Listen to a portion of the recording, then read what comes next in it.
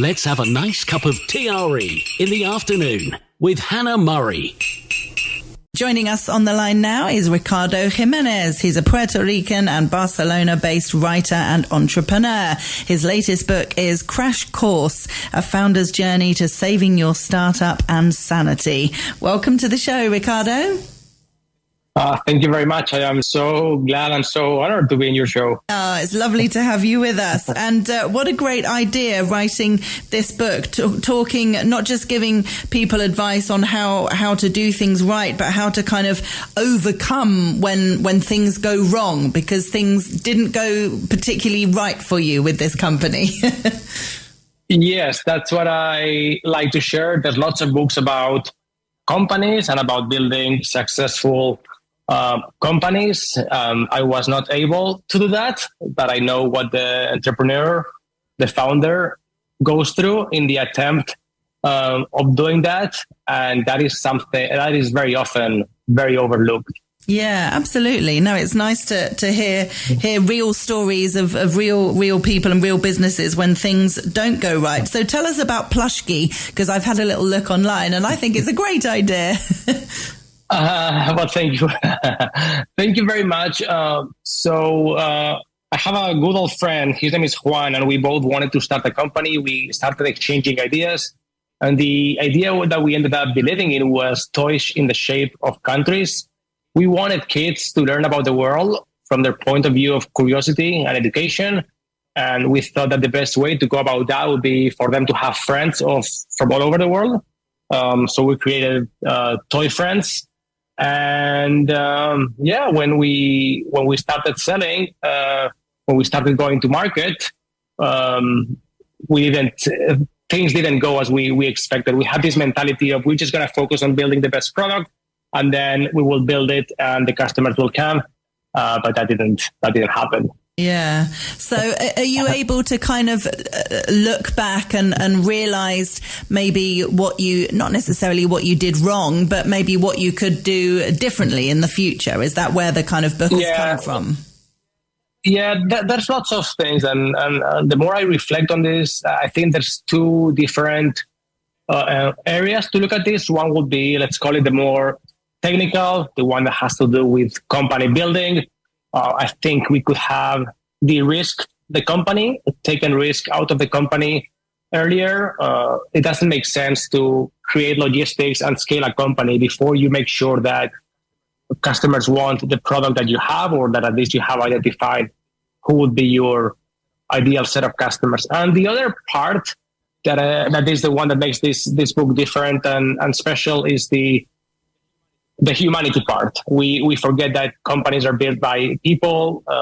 When people try to accomplish something and they don't, they usually encounter lots of emotions, frustrations, fear, sadness, confusion, and this is where, again, this is the part that's different to this book, because I bring in this element to the equation. We tend to forget again that founders are humans, and I like to say that it's like as if in a Formula One race we forgot about the pilot. Yeah, we're trying to build the best car, but what happens with the pilot? And again, these are the lessons that are in the book. And more than anything, it's a companionship book for founders to be understood and for founders to be honored for trying to put something out there in the world that would never exist if it wasn't because of them.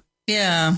So lots of people will have, I guess what I was going to say, good ideas, but what they believe to be good ideas, let's say, think, this would be a great toy, or this would be a great new drink, or whatever the product might be. How do they go from turning their good idea into a successful business? I mean, from the first point of view, what you mentioned, trying to work out whether people would actually be interested in the product. How do you find that out, and how do you kind of prove that? How do you know that you are going to sell enough of that product? Well, I think it's a great question. And I guess to be completely fair, so I'm going to give you my thoughts, but this is exactly the part that I wasn't able to figure out. So I'm sure that there's other people. Yeah, this is what I wasn't able to do. But I think so. There's this thing called product market fit, in which you come up with an idea or a prototype, and then you want to get feedback as soon as possible from the potential market, and then you want to incorporate that feedback. You want to bring the product back to them, and then you also want to see how customers are using or not using it. And I think it's a very iterative process at the beginning to learn as much as possible from the customer, from how they're using it, what they value, and bring those features to the customer. Again, in my case, it was the opposite. We had this idea, and we went all in with this idea without having it validated. So the closer that you are to your potential customer, I think the quicker that you're going to learn, and the more successful you're going to be. So are there businesses and websites and things that you can go onto to try and find out market research and to try and see who would be interested in buying your product? Yes, there are many. I'm going to give you one name that was given to me because in the process of writing this book, because I was going back to being an entrepreneur again, and I wanted to understand what works, what doesn't. And in particular, I spent a lot of time thinking about the title and about the subtitle. Believe it or not, I went months going to bed thinking, well, this is the subtitle that I want, but it looks like my publisher thinks there's another subtitle that could work better. On one hand, I want to, it's my book and I want to honor what I feel, but on the other hand, let the experts and they know better. So I will share a website. It's called Pickful that I was recommended. I tried it a couple of times. I don't think it solved my dilemmas, but it may help other people that may have similar kind of questions to get some initial answers of how their products are perceived. Yeah. What was that? How do you spell that? Just in case people are listening. I'm trying to find it. Pickful. Let's see. Pickful. Let's see if it's pickfu.com. Okay. pickfu.com. Okay, interesting. Yeah.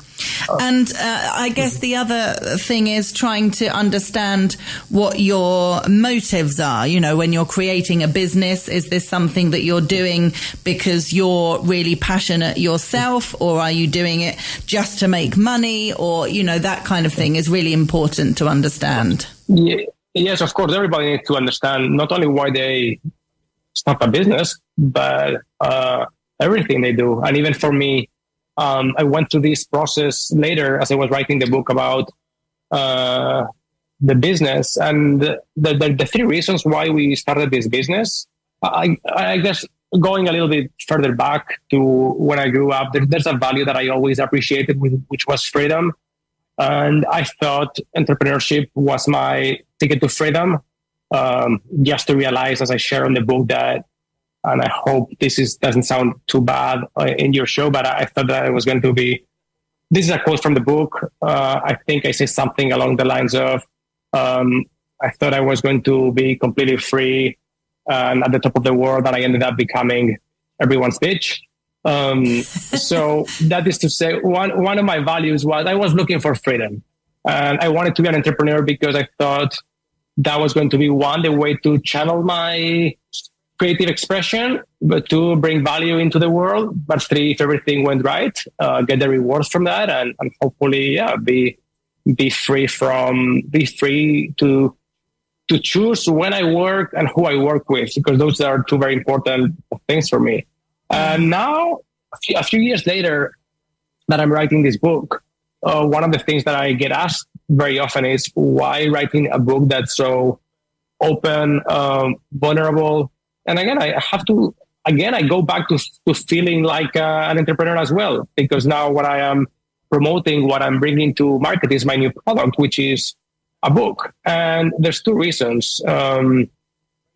Very soon after I closed the company, all these lessons, memories, emotions from disappointment to joy to gratitude, everything was coming to me, and I started compiling everything in a in a Google Doc, and soon I had 200 ideas that that they were too much for a blog post, but I didn't think that I had enough clarity to write a book.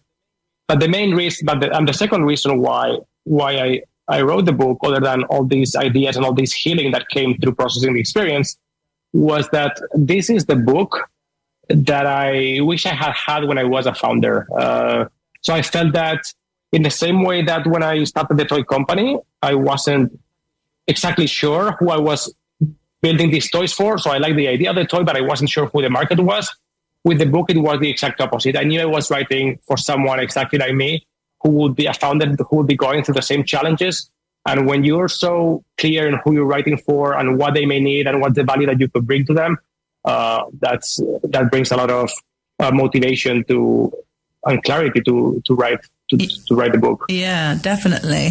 And one of the things, I guess, which in one respect sounds obvious, but in another way, we see people getting it wrong all the time. I'm a big fan of the show The Apprentice. Are you familiar with that?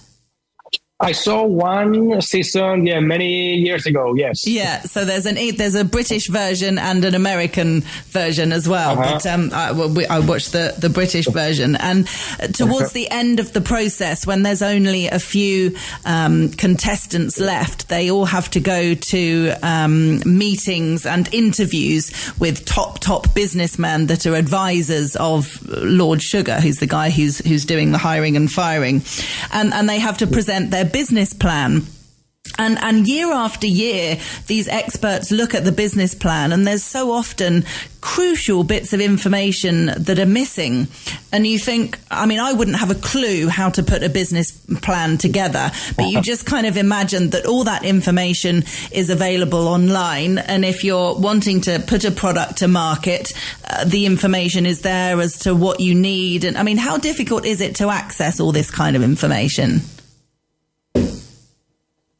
So, good question. Let me think about this, because business plans could be endless, right? You could write a 100-page business plan, and then someone could ask you something so specific that may not be there. So, I think the main elements need to be clear. Why am I doing this? What problem am I trying to solve?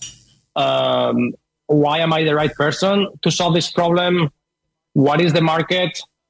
And a couple others. What does the competition look like? And then another very important one is, what are the milestones that we have achieved so far? Yeah. And what's next for the company?